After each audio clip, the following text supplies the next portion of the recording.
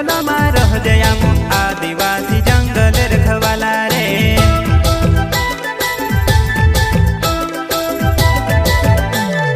चल जंगल जमीन काज पूजे रे आदिवासी दुनिया ने रखवाला रे।